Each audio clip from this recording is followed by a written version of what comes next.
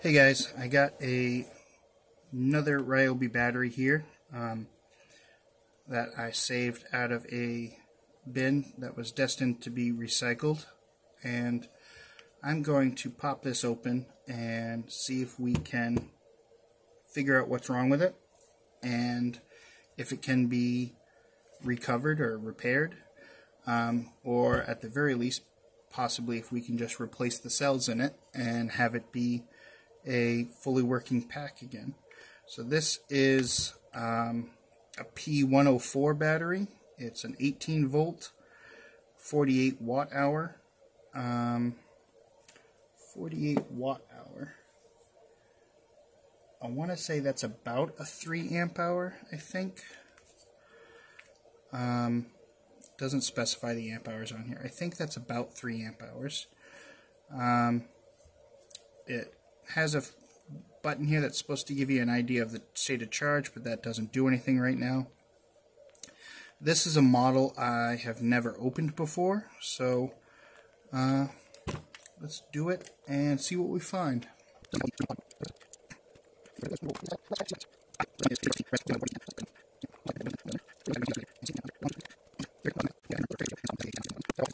That is all the screws out. That was very annoying to get enough purchase on my very thin screwdriver here. Clearly, I should invest in a beefier one. Alright, so again, I've never taken this particular model apart before.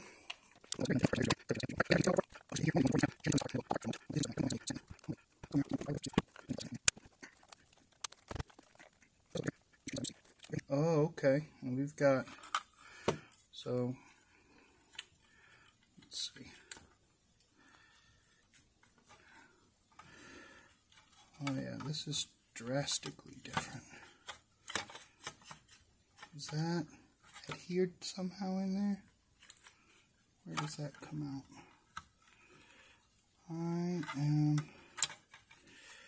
Okay, that's on a plug. So let's unplug. So that gives us the little indicator light down here, separated. And this comes off how? I don't want to be, looks like it's starting to separate the way I would expect, but it's still holding on a bit. Normally, or in other ones that I've seen, this plastic top comes away and sort of just these contacts at the side just kind of slide down. And that does not seem to be what it wants to do today. So let's see, how can we try to encourage this gently? Is that going to be a bad idea? Oh. Did it just slide off or did it push down? I'm not sure. Yeah, there we go. It's sliding down. Yeah. It is just got plenty of old crud, I think, kind of stuck to everything. So there we go. Okay, so here is this. This is very different than other ones I've looked at. This is built very different. So it's got like this soft silicone sort of buffer on it. What is that all over that cell? That looks mighty unhealthy. Oh yeah, that looks like rust. Can you guys see that? This looks like rust around here. It's up in there. Oh yeah, this one's been, pop this open, some of this foam.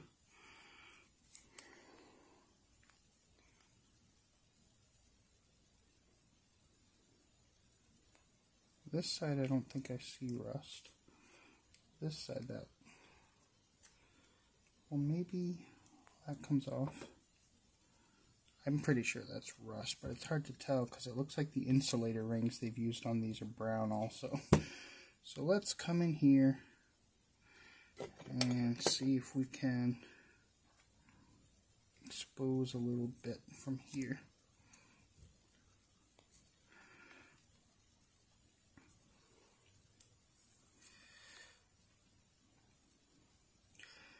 Yeah, that's all this. Is that on camera? All of this in here, that's rust. And this entire thing that just folded up is supposed to be welded onto the battery. And yet, oh yeah, you can see underneath rust got in there. Rust got in there. And those welds failed. So that is, this is physically very damaged. This is not as simple as just like left too long and got to a low charge. That said, I don't see any corrosion or rust on the top of the circuit board, and I can't see any looking down into the MOSFETs from here. So in here, underneath this metal plate, those are the two MOSFETs that work like a switch for the protection circuit to be able to turn the entire pack on or off for providing voltage to stuff. So this is definitely, the cells are not salvageable out of this. Once they've gotten rusted, there's no way to have any faith in them for being safe. Even if you could get them to take a charge again somehow after cleaning them up, like physically cleaning them up, I would never ever put any trust in that. So we are going to, what we will try to do though, is if we disassemble this pack, take all the cells out of it, if we find that the brains overall have no signs of damage on the circuit board, then we could totally replace all the cells and reuse the case, and have a functioning pack again with new cells in it. If you're going to buy new cells, then you want to make sure that you're getting ones that are rated for a high enough current draw for, I'm probably going to come in here with some alcohol and get the rest of this foam. This is not easy to just pick off. You can order new cells online. If you go look, there's lots of places that have reputable sales. But it's important to know that not all 18650s are created equal. There are lots of, low current uses that less performant 18650s will get used for. Like flashlights or laptops or, small battery backup systems for like alarm systems and stuff. They might have a little lithium-ion pack that they use. And a lot of the time, those types of cells that are in there are relatively low current, rated for relatively low current. A tool, you're putting this into a power tool, you could easily hit 15-20 amps of current draw, especially instantaneous at startup for some of these big motors and some of these tools. So you need to be buying not just any old 18650. You can go into like the garden center at Walmart and find rechargeable 18650s that are meant for like garden lights, like solar lights and stuff like that, and those will not work. Anything that is not specifically designed to be able to handle such a massive current will fail catastrophically in very short order when you try to load it down that much. So don't do it. The first thing I'm going to do, I think, is come in here and cut. So these straps right here, these metal straps, these are what are feeding sense voltage into the circuit board. I'm going to cut each of these. Let's see if we can get in there with these,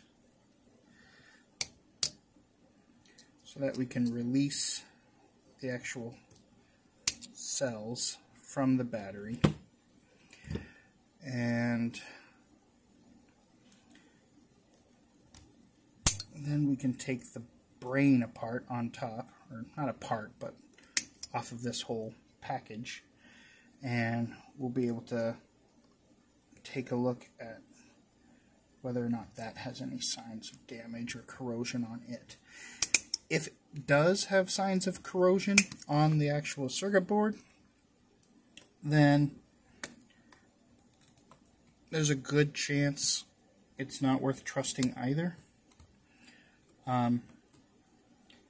You could get in there with like some isopropyl alcohol and clean up corrosion that you find on there. But if, you know, that stuff, that corrosion can get into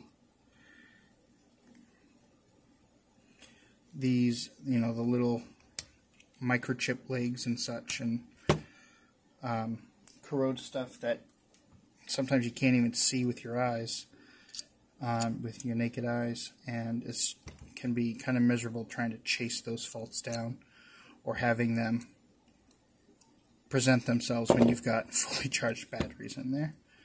So this looks like Phillips screws on there, so let's grab a different screwdriver. Oh, actually, I can use this one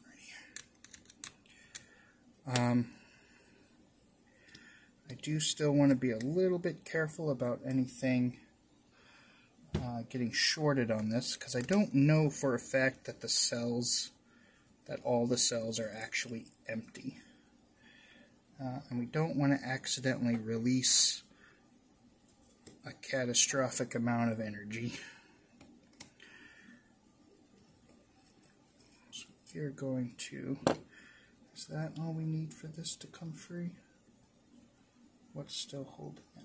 Oh, I think this down here, is that there's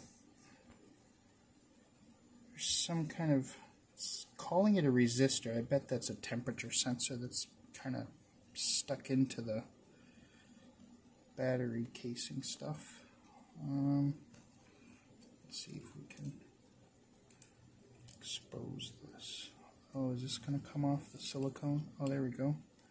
How's that? Oh, that's cool. Perfect. So there's our battery pack. And here's, so you can see the underside of that. That component right there. That's a little temperature sensor. And it's potted in some soft silicone stuff. So that, the point of that is that that sits right on the batteries, and that helps the brains detect if these are getting dangerously hot, which obviously would be bad. So let's see, can we give me just a moment here. So there's not too much to see on the underside of the battery. I really want to be gentle with that. I don't want to accidentally snap that off, because that could be a pain in the butt. But I'm just going to try to expose this to the camera. You can see under there, there's not really anything going on the bottom of there. Just a couple of solder joints that poke through from the top. But there's no... is there? No, I don't see any active components of any kind. Just this temperature sensor peeking down, and then this capacitor on the front, which also looks fine. If that had failed, usually you'd see obvious signs of corrosion around it, or this etched top would be kind of domed or curved, kind of bulbous. I don't hate this. This doesn't look horrible at all. So I do want to be, oh, there's a center, sorry, I had a phone call from the wife, who's at work right now.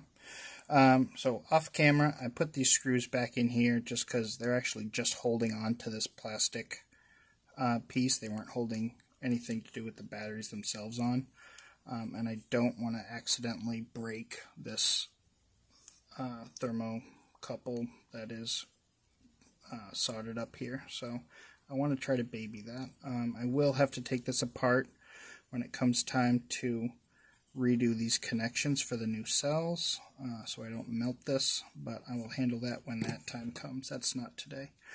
On these cells, I want to make sure that they're actually fully discharged before I handle them much more, just because I want to make sure these are totally safe for me to go. These will go back to a proper recycling place. But we're going to check their voltages first here. Let's pull this out. And we can see if each group is actually at 0. 0.5 volts, 0.35 volts, where's that go? 0.32 volts, 0.32 volts, 0.05 volts, 0.7 volts. So they're all fairly low, not quite fully discharged, but low enough that I don't have to baby them as much as I might otherwise. And so I do see in here this black spacer that goes through. I don't know if that's one continuous spacer or a couple different spacers, but we do need to retain that to rebuild this pack later. So I'm going to come in here and we are going to peel these welded connections apart. That's the best way to do this. Okay. So what we want to do here is just be careful not to short anything that's going to make a complete circuit so that none of these end up discharging all of a sudden. Which is why I'm holding it up off the table, just because as long as nothing is shorting connections on this side, you can pretty much touch anything you want on this side without it being a closed short circuit. Because there's nothing on the other side to complete that circuit. So you just hold this up so we don't accidentally set it on something conductive. Then this should be a perfectly safe way to go about this. And I will finish discharging these all the way down to 0 and then drop them off for recycling. And there's a few ways that you can do that safely, get them all the way down to 0. You can just hook up a resistor onto them so that they just discharges through a resistor. Ooh! Did you guys hear that? When I pulled that weld off, it created a hole and let the electrolyte pressure leak out. I don't know if you guys caught that audio. It's not warming up, so I think we're okay. But that was a little shocking. Well, not shocking, but alarming. I didn't get shocked. And nothing at all got warm. So, but we did make a little hole in pulling that weld off. And I would not be doing this way if I hadn't already checked that the cells were very close to 0. Yeah, you can see a little bit of bubbling there. I don't know if that camera's probably not picking it up, but there's a little bit of electrolyte bubbling out of that little hole now that formed. If these still had, we'll see, look at all that rust under there now. If these still had almost any more charge than they do, then I would absolutely discharge them first before pulling off these welds like this. I've got all these cells separated out. I'm going to make sure these are down to a safer, more closer to 0, I think, before I go drop these off for recycling. You can do that either with just hooking up a resistor across them to vent all that energy or whatever energy might be there as heat, or some people will submerge them in salt water in a non-conductive container. Probably a container that you don't want to use for food again, so it does make a bit of a yucky expelling of stuff into the water afterwards, which is not great. So grab like a, I've used old pickle jars that were going to get thrown away anyway, or old Tupperware containers or plastic food containers that you're not going to be reusing. Or even like a zip top plastic bag, as long as you can put it somewhere where it's not going to leak or get popped. And I'm going to save, I've got the bottom silicone soft pad that was in there, the center spacer, some bits of foam still stuck on it, but that's fine for now. And then the top brain module with this top spacer plastic. I cut off the sharp ends here for now. I'm not going to reconnect that this wire because I don't want to forget about it later and accidentally break or rip something. That can just set there like that. And I'm just going to reassemble this to save for later. When I get an order of new cells in to replace these, we can revisit this particular unit and we can rebuild it with the new cells, and it'll be even better than brand new because they will be higher capacity than what this originally had. Oh, and by the way, I did see earlier, I didn't break this plastic. It's actually not there on both sides. It's a spot that's open on purpose so that you can push that clip, which now that I know it's there, hopefully I'll remember that next time I try to get in here. So when I've got the other or the new cells to put in here, we can use those to fully test that brain unit. So this is an example of a battery that we can't directly salvage, but the brains appear to be undamaged. And assuming that to be true, we'll save them, and this can be rebuilt for not that much money. If you've got the tools already, it's not that much money. Admittedly, if you were going to fix just one of these as a one-off, buying the tools you need, you know, the welder and the regulated power supply and stuff, you'd spend quite a bit of money to replace just one for yourself.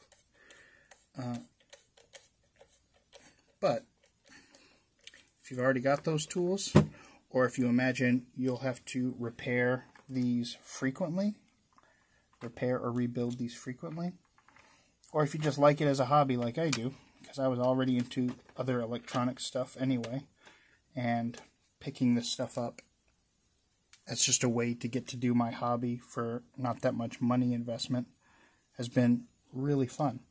So I'm so rambling. I got to get better at this. Alright, so we've got brains in here that are probably good. The whole casing is definitely good, obviously.